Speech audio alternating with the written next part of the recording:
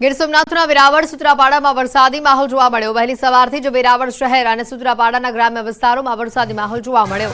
ધીમી ધારે વરસાદ વરસતા વાતાવરણમાં ઠંડક પ્રસરી હતી।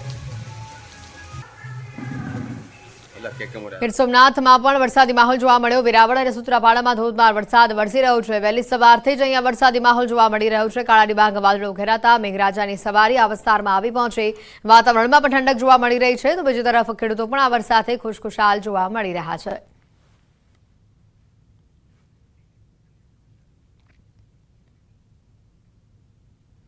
વાત કરીએ અન્ય સમાચારોની તો એચટાટ મુખ્ય શિક્ષકોની બદલીના નિયમો અંગે વિરોધોના સૂર સામે આવી રહ્યા છે। આજે શિક્ષકોએ ઉપવાસ આંદોલનની ચીમકી ઉચ્ચારી છે। મંત્રી કુબેર ડિંડોરે ટ્વીટ કરીને માહિતી આપી, બદલીના નિયમો તૈયાર કરવાના આખરી દોર જે ચાલી રહ્યો છે। ટૂંક સમયમાં શિક્ષકોની બદલીના નિયમો જાહેર થશે। શિક્ષકોને આંદોલન મોકૂફ રાખવાની અપીલ પણ કરવામાં આવી છે। સુરત શહેરમાં ડમ્પર ચાલકો બેફામ બની રહ્યા છે। યુક્રેનથી એમબીબીએસ પૂર્ણ કરીને આવેલા વિદ્યાર્થીનો ભોગ લીધો। સુરતના વેડ રોડ પર અંબાજી ચોક પાસે અકસ્માત થયો। ડમ્પર ચાલકે અડફેટે લઈ કચડી નાખતા આ વિદ્યાર્થીનું મોત થયું છે। સમગ્ર ઘટનાના સીસીટીવી પણ સામે આવ્યા છે। પોલીસે ટ્રક ચાલકની અટકાયત કરી ગુનો નોંધી આગળની તપાસ હાથ ધરી છે। જોઈ રહ્યા છે આ સીસીટીવી જે સામે આવી રહ્યા છે। એક્ટિવા ચાલક અને પાછળથી આવેલો ડમ્પર બંને ટર્ન લઈ રહ્યા હતા અને ટ્રકની સ્પીડ વધુ હોવાના કારણે તેને એક્ટિવા ચાલકને અડફેટે લીધો। જોઈ શકાય છે આ દ્રશ્યમાં કે એક્ટિવા ચાલક સીધો જવાનો પ્રયત્ન કરી રહ્યો હતો, પરંતુ ડમ્પર ચાલકની બ્રેક ન વાગતા તેને કચડી નાખ્યો। આ વિદ્યાર્થીનું કરુણ મોત થયું છે।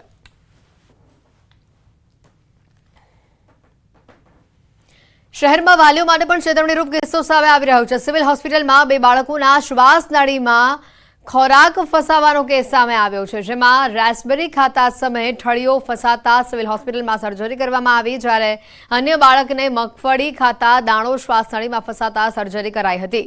સિવિલ હોસ્પિટલમાં નિઃશુલ્ક ઓપરેશન થતા વાલીઓએ પણ ખુશી વ્યક્ત કરી। જમી શકે છે, ખાઈ શકે છે, બધું સારું થઈ ગયું છે અને આ બધી સેવા અહીં નિઃશુલ્ક થઈ છે। અમારે ફ્લેક્સિબલ લરિંગોસ્કોપ અને જે રિજિડ બ્રોન્કોસ્કોપ છે એની મદદથી એવું કહીશું કે સર્જિકલ જુગાડ કરી અને આવડો મોટો રાસબરીનો ઠળિયો એની અન્નનળીઓમાંથી કાઢ્યો અને આ બંને બાળકો સારા થઈ અને અત્યારે ઘરે ગયા છે। ડિપાર્ટમેન્ટમાં જે આ ફેસિલિટી જોઈએ, જેને કહીશું કે રિજિડ બ્રોન્કોસ્કોપ અને ફ્લેક્સિબલ ઇસોફેગોસ્કોપ હોવાથી આવી સર્જરી શક્ય બને છે, જે પેશન્ટને બિલકુલ નિઃશુલ્ક એટલે કે ફ્રી ઓફ કોસ્ટ કરવામાં આવે છે। રાજકોટ મનપા તંત્રની વધુ એક ઘોર બેદરકારી સામે આવી છે। કચરો ઉઘરાવતી ટેપર વાન એક નાનો બાળક ચલાવતો હોવાનું સામે આવ્યું। આ ઘટનાનો વિડીયો સામે આવ્યો છે, જેમાં શહેરના તિરુપતિ નગરમાં આવેલી ટેપર વાનના ચાલક તરીકે બાળક જોવા મળતા સ્થાનિક વ્યક્તિએ વિડીયો બનાવીને સોશિયલ મીડિયા પર વાયરલ કર્યો છે। જો કે આ ખૂબ જ ગંભીર બાબત હોવાનું જણાવી મ્યુનિસિપલ કમિશનરે તાત્કાલિક પગલાં લેવાની ખાતરી આપી છે। મળતી માહિતી અનુસાર રૈયા રોડના તિરુપતિ નગરમાં કચરો લેવા માટે આવેલી ટિપર વાન રસ્તા ઉપર ઊભી રહી હતી, ત્યારે તેમાં નાનો બાળક તે ચલાવતો હોવાનું સ્પષ્ટ થતા તેને રોકીને એક જાગૃત નાગરિકે વિડીયો બનાવ્યો હતો।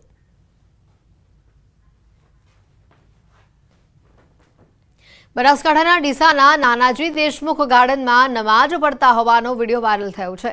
જાહેર સ્થળ ઉપર નમાજ પડતા વિવાદ સર્જાયો છે। નમાજ પડતો વિડીયો વાયરલ થતા ધારાસભ્યએ લેખિતમાં પાલિકાને જાણ કરી છે, સાથે જાહેરમાં નમાજ પડવા પર પ્રતિબંધ લગાવવાની રજૂઆત પણ કરવામાં આવી છે।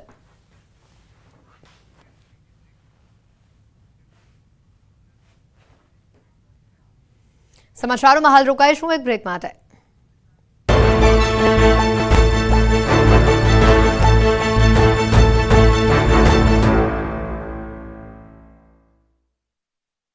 लूबी पंप्स, फ्लो नहीं फोर्स।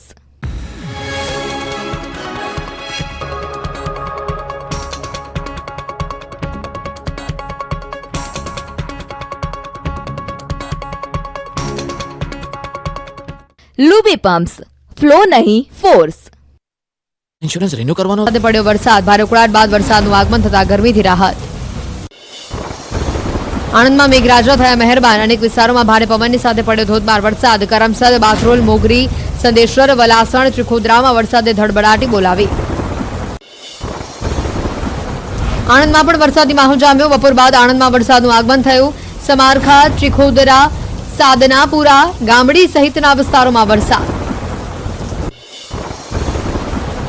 અમદાવાદના અસરવામાં ધોધમાર વરસાદ ખાબક્યો. ધોધમાર વરસાદ વરસતા ચારે તરફ પાણી જોવા મળ્યું. નીચાણવાળા વિસ્તારો બેટમાં ફેરવાઈ ગયા હોય તેવા દ્રશ્યો સામે આવ્યા. ભારે વરસાદે વેજલપુરને બાનમાં લીધું. વરસાદી પાણી ભરાતા રસ્તા પર જળબંબાકારની સ્થિતિ સર્જાઈ. અમદાવાદમાં સામાન્ય વરસાદ પડતા પ્રી મોન્સૂન કામગીરીની ખુલ્લી પોલ. અમદાવાદના ગોતા નજીક સિલ્વર ઓક કોલેજ રોડ પર ભરાયા પાણી. રસ્તા વરસાદી પાણીમાં ગરકાવ થતા વાહન ચાલકોને ભારે હાલાકી. ગોંડલના ગ્રામ્ય પંથકમાં વરસાદી માહોલ. ગોંડલના વાસાવડમાં ધોધમાર વરસાદ શરૂ. શેરીઓમાં નદીઓ વહેતી થઈ હોય તે પ્રકારના દ્રશ્યો આવ્યા સામે. ગોંડલ શહેરમાં ધોધમાર વરસાદ. અસહ્ય ગરમી અને ઉકળાટ વચ્ચે શહેરમાં ધોધમાર વરસાદ. શહેરના રાજમાર્ગો પર ફરી વળ્યા પાણી. વિરામ બાદ વરસાદનું આગમન થતા વાતાવરણમાં પ્રસરી ઠંડક. સુરેન્દ્રનગર અને વઢવાણ શહેરી વિસ્તારમાં વરસાદ. હવામાન વિભાગની આગાહી મુજબ વાતાવરણમાં પલટો. શહેરમાં સવારથી ભારે ગરમી અને ઉકળાટ બાદ વરસાદ. કપાસ, મગફળી સહિતના વાવેતરને વરસાદથી જીવતદાન મળશે. સખત ગરમી બાદ ધાનેરામાં વરસાદનું આગમન. પવનની સાથે વરસાદની શરૂઆત થતા વાતાવરણમાં ઠંડક પ્રસરી. વરસાદની રાહ જોતા ખેડૂતોમાં ખુશીનો માહોલ. હિંમતનગરની મુખ્ય માર્કેટિંગ યાર્ડના મેઇન ગેટ આગળ વરસાદી પાણી ભરાયા. માર્કેટિંગ યાર્ડના કર્મીઓ, દુકાનદારો, વેપારીઓ સહિત ખેડૂતોને ભારે મુશ્કેલી. વરસાદ વરસતા ઠેર ઠેર પાણી ભરાઈ ગયા. દાહોદમાં મેઘરાજાની એન્ટ્રી. અનેક વિસ્તારોમાં પવન સાથે વરસાદી માહોલ જામ્યો. લીમખેડા સહિત આસપાસના વિસ્તારોમાં સારો વરસાદ થતા ખેડૂતોમાં ખુશીનો માહોલ. અમદાવાદના શહેરી વિસ્તારમાં ધોધમાર વરસાદ. એસજી હાઈવે પ્રહલાદનગર વેજલપુરમાં વરસાદી વાતાવરણ. ધોધમાર વરસાદના કારણે નીચાણવાળા વિસ્તારમાં પાણીનો ભરાવો. ઉમરપાડામાં વાદળ ફાટ્યું. 4 કલાકમાં 14 ઇંચ વરસાદ. નદીઓનું ખૂંખાર રૂપ. ડૂબી રહ્યા છે ગામ, તરતા વાહનો. ખેતરોમાં પાકની જળ સમાધિ. આવા ભયાવહ અને જળ તબાહીના ડરામના દ્રશ્યો છે સુરતના ઉમરપાડાના. નર્મદા જિલ્લાથી લઈ સુરત પંથક સુધી મેઘરાજાની તોફાની સવારીએ એવી રમઝટ બોલાવી કે ચારે બાજુ પાણી જ પાણી જોવા મળ્યું. એમાં સુરતનું ચેરાપુંજી ગણાતું ઉમરપાડામાં તો વરસાદે એવી તારાજી સર્જી કે માત્ર ગણતરીના કલાકોમાં જ હતું ન હતું થઈ ગયું. સુરતના ઉમરપાડામાં તો સોમવારની સવારની શરૂઆત જ આબ ફાટવા સાથે થઈ. જાણે વાદળ ફાટ્યું હોય તેમ 4 કલાકમાં 14 ઇંચ પાણી વરસી જતા ઉમરપાડાના હાલ બેહાલ થઈ ગયા. ઉમરપાડા આખું પાણીમાં ડૂબી ગયું. ગામના બજારોમાં પાણીનું રાજ છવાઈ ગયું. 14 ઇંચ વરસાદથી સર્વત્ર જળબંબાકારની સ્થિતિ સર્જાઈ. વાહનો ડૂબી ગયા, ઘરો પાણીમાં સમાઈ ગયા, રોડ તો પાણીમાં ગાયબ થઈ ગયા. ખેતરોના ઊભા પાકે તો જળ સમાધિ લઈ લીધી. ગામની નદી તો દરિયો બની ગઈ હોય તેવા દ્રશ્યો સામે આવ્યા અને ગામના બજારો નદી બની ગયા. વરસાદે ઉમરપાડાને એવું ગમરોડ્યું કે ચારે બાજુ પાણી જ પાણી છવાઈ ગયું. ઉમરપાડાના આસપાસ